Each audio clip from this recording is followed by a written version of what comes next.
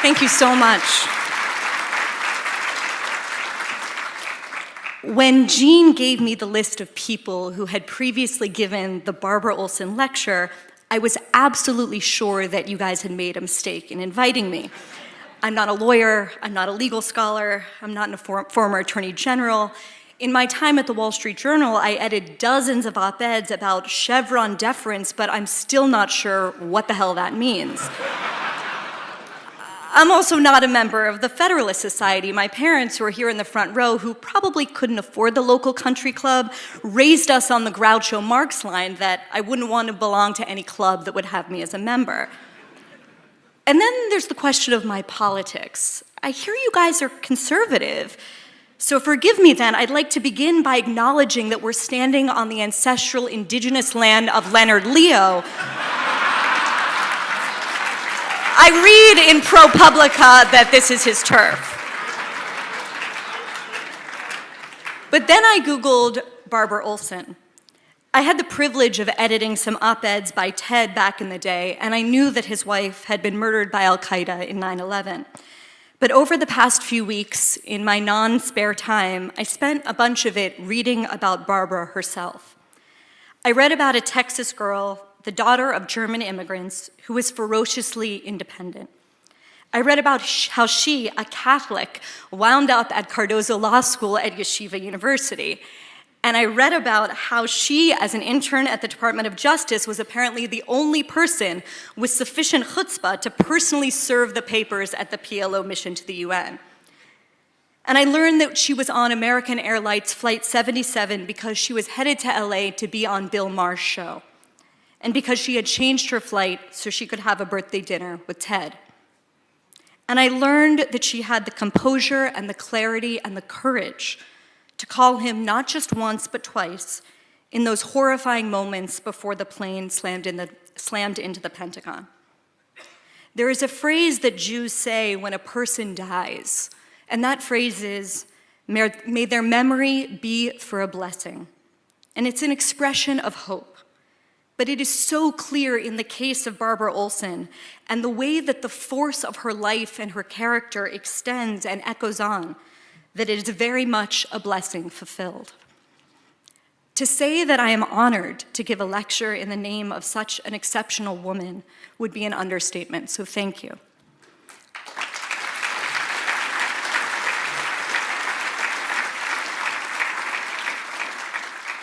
It is also, since the massacre of October 7th, a date that will be seared into the memory of civilized people alongside September 11th, profoundly fitting. I don't think it's a coincidence that Israel is the only country outside of America which is home to a 9/11 memorial bearing every single one of the victims' names. And of course, that is what we must talk about tonight, the civilizational war we are in. The war that took the life of Barbara Olson and 3,000 other innocent Americans on that morning of September 2001. And the war that came hideously across the border from Gaza into Israel on that Shabbat morning a month ago. The war that too many foolishly thought had ended.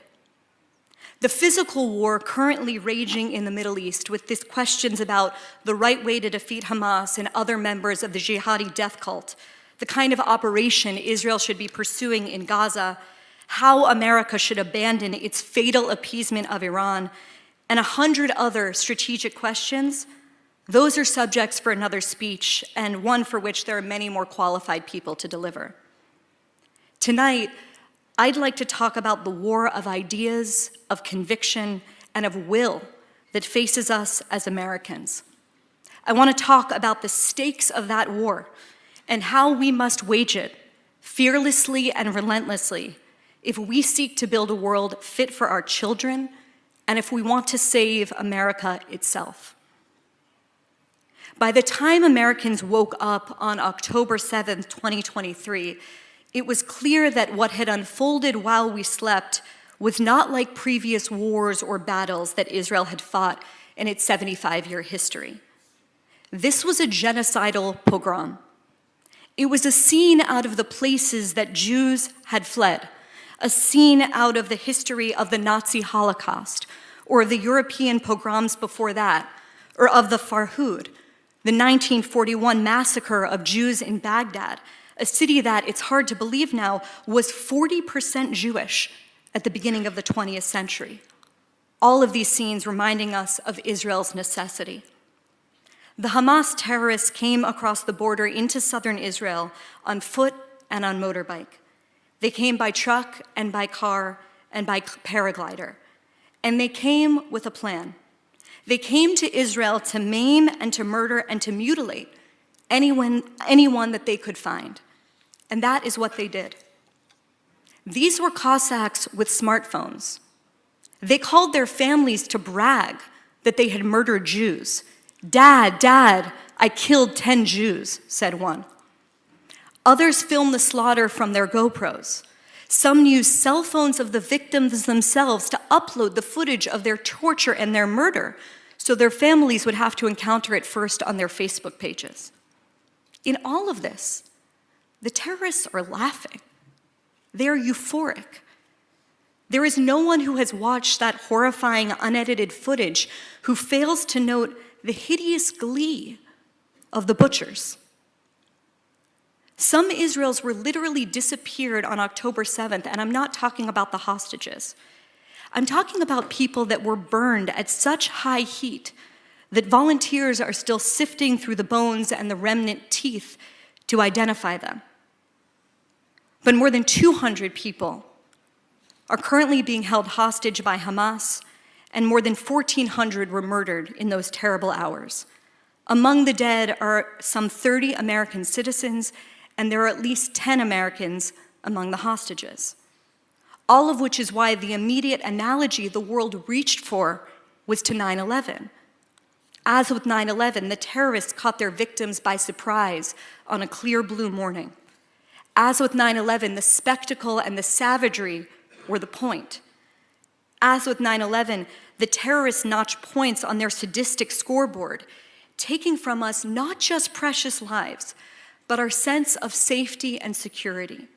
They changed something within us. But the difference between 9/11 and 10/7, two massacres of innocent people, symbols to their killers of Western civilization, was the reaction to the horror. The difference between 9/11 and 10/7 was that the catastrophe of 10/7 was followed on October 8th by a different kind of catastrophe, a moral and spiritual catastrophe that was on full display throughout the West before the bodies of those men and women and children had even been identified. People poured into the streets of our capital cities to celebrate the slaughter. In Sydney, crowds gathered at the Opera House cheering, "Gas the Jews." People rejoiced on the streets of Berlin and London and Toronto and New York and Paris. Then came BLM Chicago using the paraglider, a symbol of mass death, as a symbol of freedom. Then came posters across our campuses calling for Israel to burn. Then came our own offices at the Free Press in New York City, vandalized with F Jews and F Israel. Then came Harvard's task force to create safe spaces for pro-Hamas students. And then, as thunder follows lightning, more dead Jews.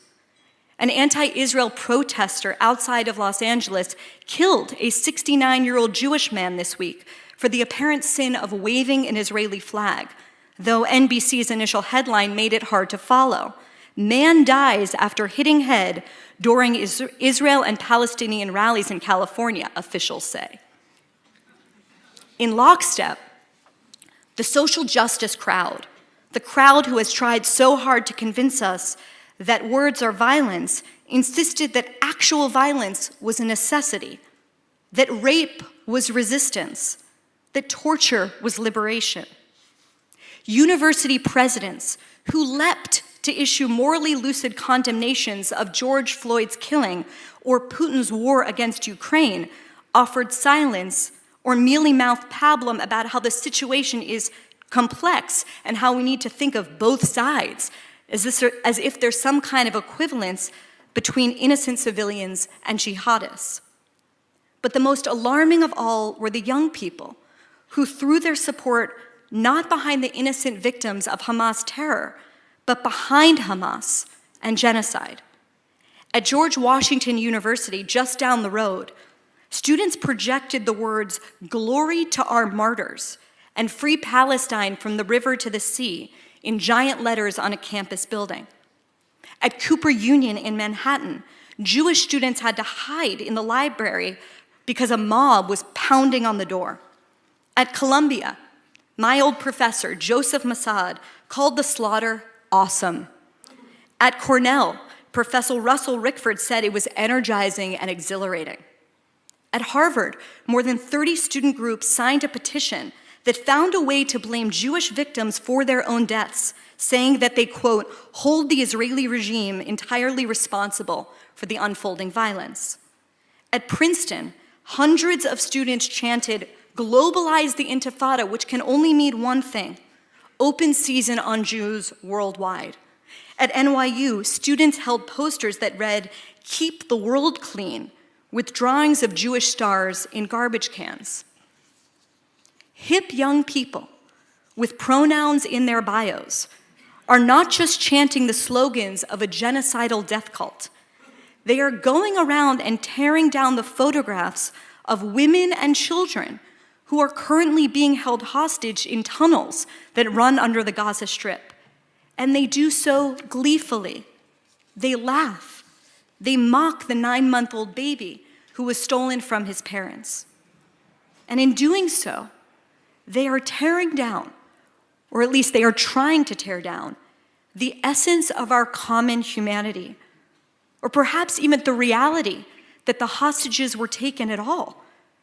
Or maybe it's that they're trying to extinguish their memory, or the people actually had it coming to them.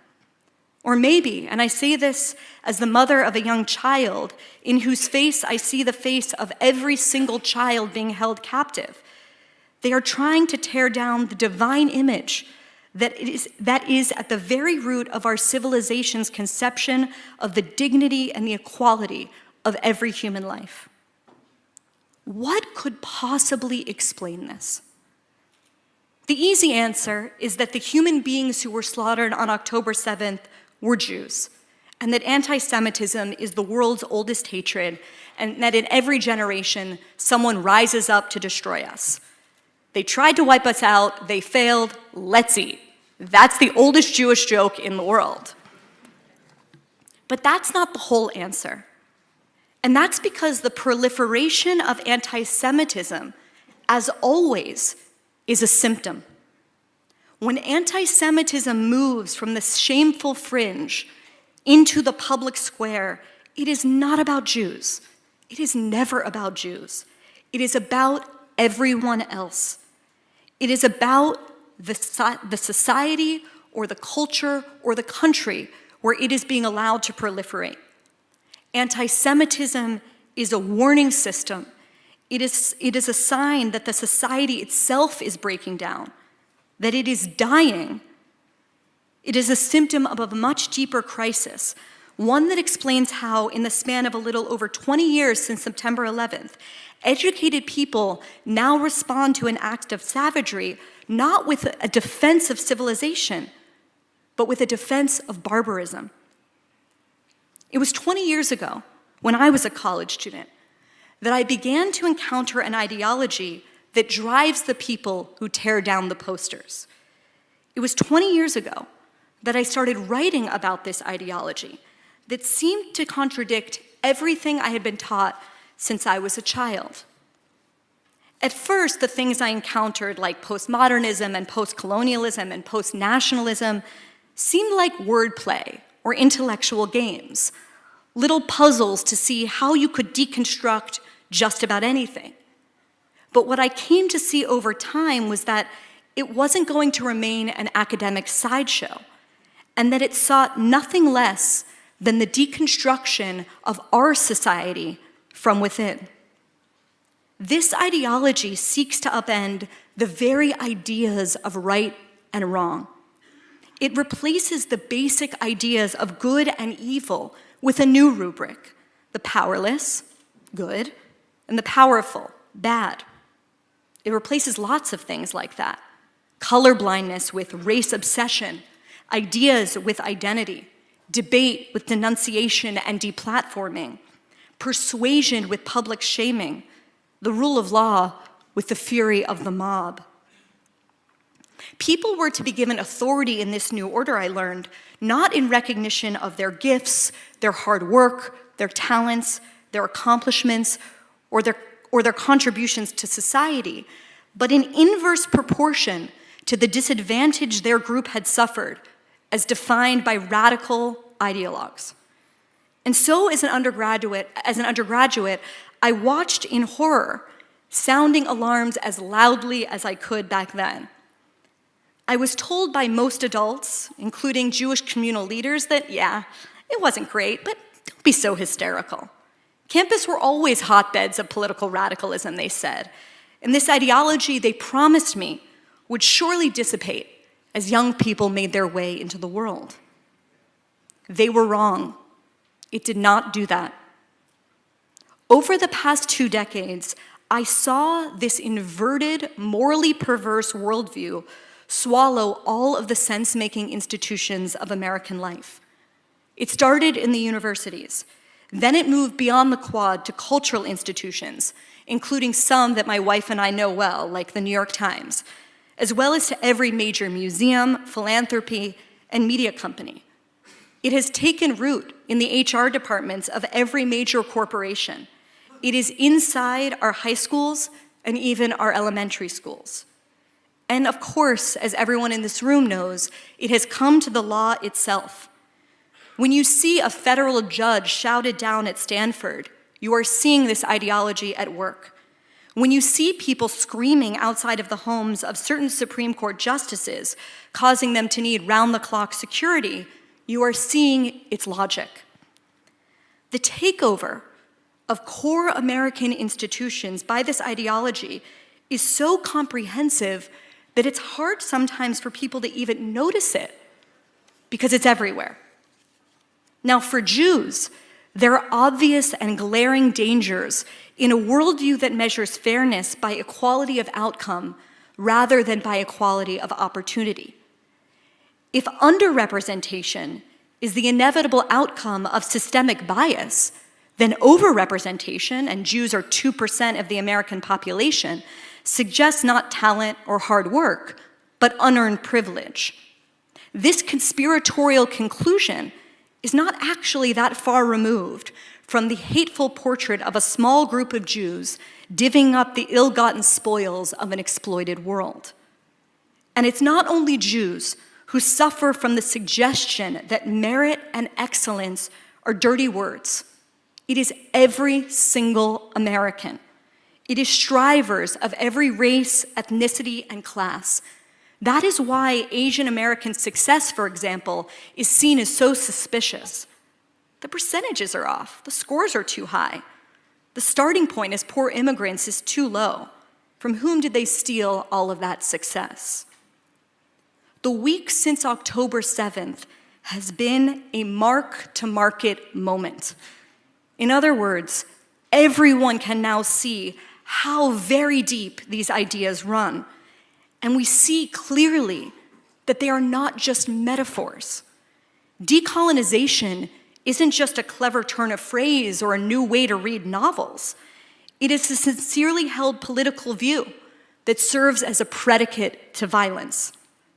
If you want to understand how it could be that the editor of the Harvard Law Review was caught on camera a few weeks ago physically intimidating a Jewish student, or how a public defender in Manhattan recently spent her evening tearing down posters of kidnapped Israeli children, it is because they believe this, and they believe it is just. And their moral calculus is as crude as you can imagine. Israelis and Jews, powerful, successful, colonizers, so they're bad. Hamas is weak. They're considered people of color, so they're good. And no, it doesn't matter that the majority of Israelis are also people of color. That baby, he's a colonizer first and a baby second. That woman, gang raped by terrorists, shame it had to come to that, but she's a white oppressor. This is the ideology of vandalism, in the true sense of the word. The Vandals sacked Rome. It is the ideology of nihilism. It knows nothing about how to build. It only knows how to tear down and destroy. And it has already torn down so very much. The civilization that feels as natural to us as oxygen, that takes thousands of years, thousands of nudges of progress, thousands of forgotten sacrifices and risks to build up to. But vandals can make very quick work of that. Reagan used to say that freedom is never more than one generation from extinction. And the same can be said of our civilization. If anything good can come out of the nightmare that began on October 7th, it is this: we have been shaken awake. We know the gravity of the stakes, and the stakes are not theoretical, they are real. So what can we do? First, we need to look. We must recover our ability to look and discern accordingly. We must look past the sloganeering and the propaganda and take a hard look at what is in front of our eyes. Look first, of course, at what just happened, at the barbarism that Hamas carried out. Then look at the reaction to it. Take stock of how profoundly the lies and the rot have traveled, how badly the forces of civilization and of good are faring in this battle, how it is that the most educated, the most pedigreed, have become the most morally confused. The suspect in the killing of Paul Kessler is a college professor. To see the world as it is, we have to prize the distinctions that so many have forgotten. The distinctions between good and bad, better and worse, pain and not pain, safety and danger, just and unjust, friends and enemies. I do not need context to know that tying children to their parents and burning them alive is evil. Just as I don't need a history lesson in the Arab-Israeli conflict to know that the Arab Israelis who saved scores of Jewish Israelis that day are righteous. Look carefully. Look at your enemies and your allies. And I say that to myself more than to you. Many of you have no doubt understood this for far longer than I have. But for many people, especially many people in my cohort, friends and enemies are not who they were, or not who they thought they were before October 7th. Accepting this might be hard for some of you, as it has been for me. It might mean giving up on nice things, giving up on Harvard, giving up on the club, or your New York Times subscription. Sorry, wrong crowd.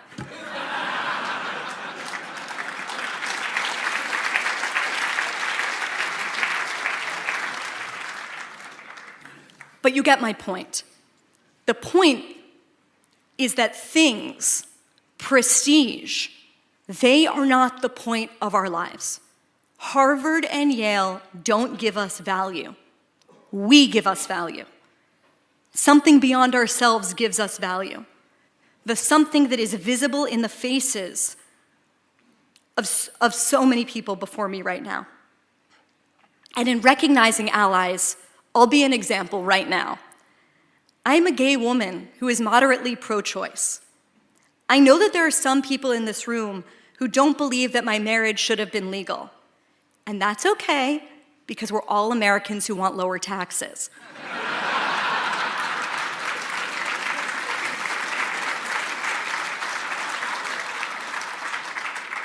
But I am here because I know that in the fight for the West, who my allies really are. And they are not the people who, looking at facile external markers of my identity, that I might imagine them to be. My allies, true allies, are people who believe that America is good.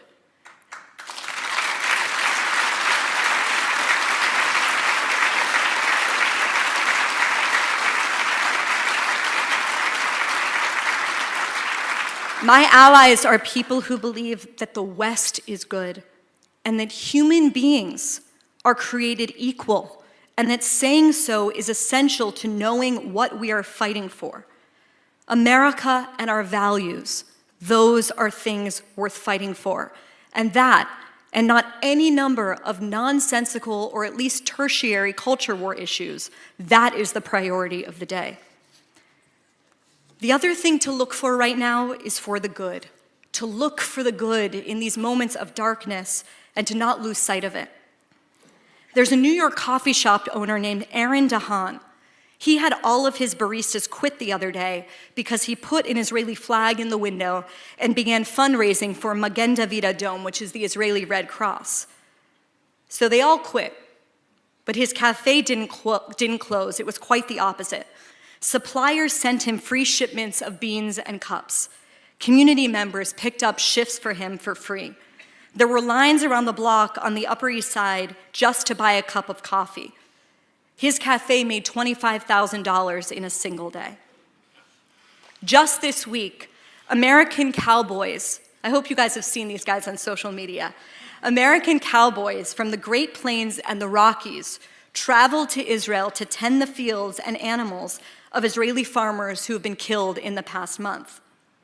This is the opposite of the cheap solidarity of standing with Hamas that we see across our campuses and in our city centers. This is the essence of the West. This is the essence of the idea that free people and free societies must stick together. It's not just, as James Woolsey once put it, that we're all Jews now. The reverse is also true. Israel is a mirror for the West and for the United States, whose founders saw a version of themselves in the biblical nation that also inspired the modern Zionists, whose descendants are now looking toward America with gratitude, but also with alarm, sensing a shared struggle ahead. So the first thing we must do is look. The second thing that you must do, is enforce the law. The wave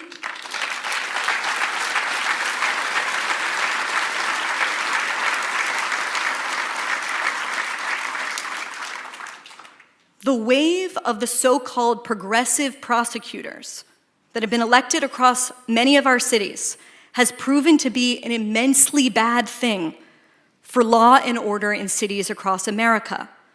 It turns out that choosing not to enforce the law doesn't actually reduce crime. It promotes it. And it is no coincidence that many of the same activists who have pushed to defund the police are now the people physically harassing Jews in our streets.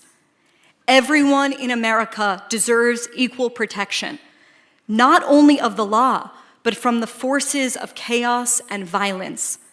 In Brooklyn, there have been an unconscionable number of violent attacks against Orthodox Jews over the past decade, and they've been correctly identified as hate crimes. But they're also simply crimes that, if the law were upheld, would be far less likely to happen, whatever their motivation. Masking at protests is illegal in many states so that it doesn't become an attempt at mass intimidation a la the KKK. Now, maybe that's a good idea, maybe it's a bad one, but in nearby Virginia, it happens to be the law.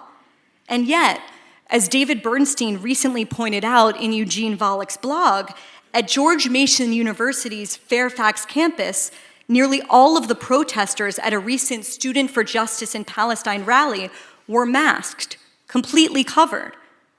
Were they punished for breaking the law? I suspect if they had, we would have read about it. The rallies that we're seeing right now would likely be less susceptible to erupting in violence if the attendants weren't covering their faces. So don't allow selective enforcement of this law or any others. If neo-Nazis and white supremacists can't do it, then neither can Hamas sympathizers.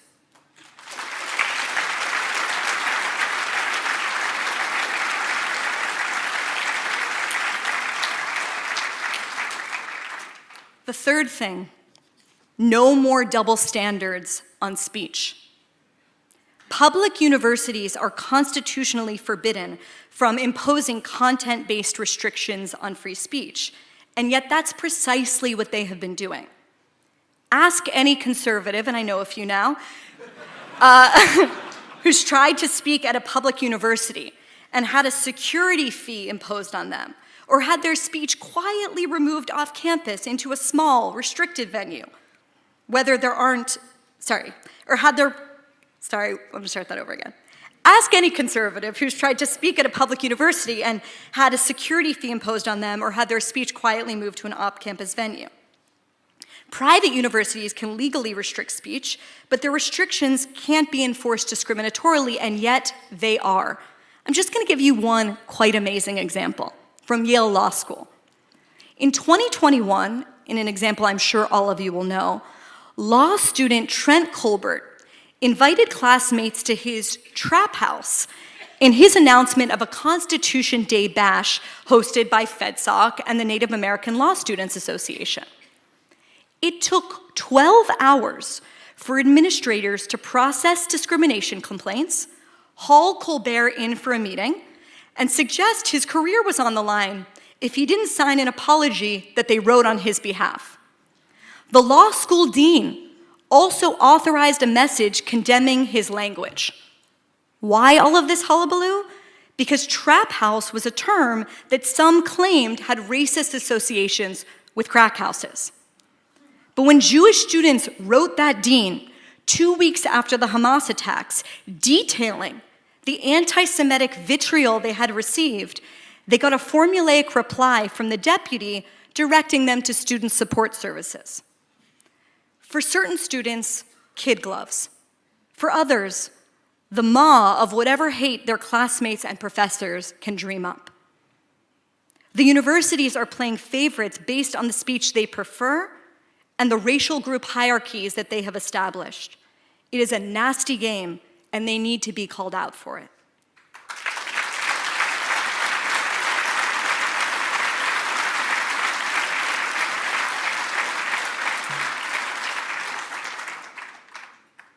Fourth, and this is my last, accept that you are the last line of defense and fight, fight, fight. If you study history, and if you look at where Jews stand for better and generally for worse, you will understand with almost 100% certainty where a culture, where a country, or where a civilization stands, whether it's on the way up or on the way down, whether it's expanding in its freedoms or whether it's contracting them. Where liberty thrives, Jews thrive. Where difference is celebrated, genuine difference, Jews are celebrated. And where freedom of thought and of faith and of speech are protected, Jews tend to be too. And when such virtues are regarded as threats or thrown to the side, Jews will be too. As goes Ohio, so goes the nation is the famous political phrase. The Jews, please don't quote me on this, we're Ohio. And nothing is guaranteed, nothing. The right ideas don't win on their own. They need a voice. They need prosecutors. It's time to defend our values, the values that have made this country the freest, most tolerant society in the history of the world, and to do that without hesitation or apology. The leftist intellectual Sidney Hook, who broke with the communists and called his memoir Out of Step for that reason, used to implore those around him to always answer an accusation or a charge, to never let a falsehood stand unchallenged. We as a culture, our leaders, we have let too much go unchallenged. Too many lies have spread in the face of inaction that's come as the result of fear or wanting to be polite. No more. You are the last line of defense. Every person is the last line of defense, and we have to think about it that way. Don't bite your tongue. Don't tremble. Don't go along with the little lies. Be the skunk at the garden party. Speak up, break the wall of lies, and let nothing go unchallenged.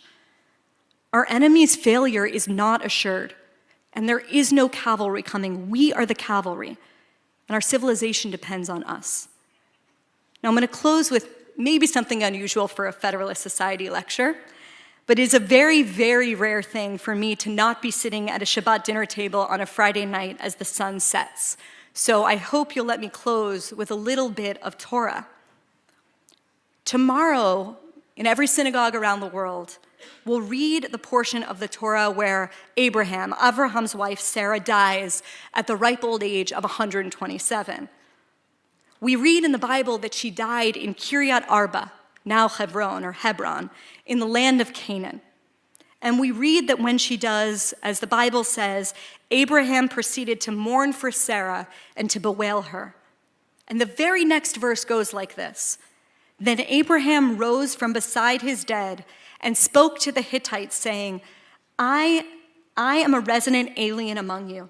Sell me a burial site among you, so that I may remove my dead for burial.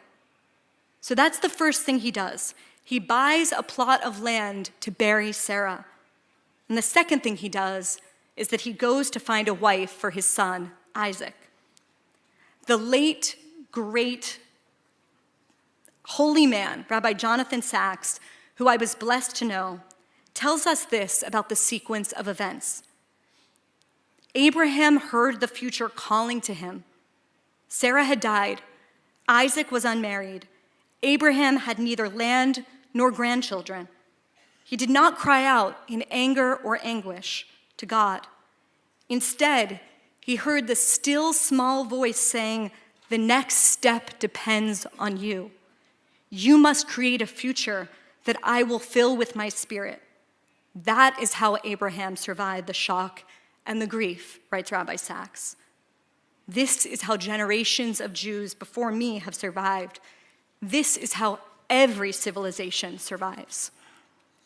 I am so honored, as I said before, to be here speaking in this place in honor of someone who stood up courageously for all the things that mattered most and who was murdered by the enemies that we are fighting still today. Her memory is a blessing for me. There is another phrase, though, that traditional Jews invoke when speaking of someone who has been murdered, and that is Hashem yikom dama. May God avenge her death.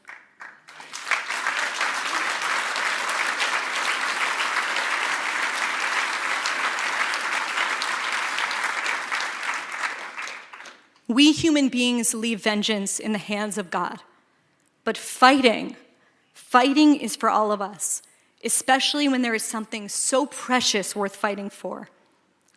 Ted once said of Barbara that Barbara was Barbara because America, unlike any place in the world, gave her the space, freedom, oxygen, encouragement, and inspiration to be whatever she wanted to be. There is no place like this country. There is no second America for us to run to if this one fails. So get up and fight for our future. This is the fight of and for our lives.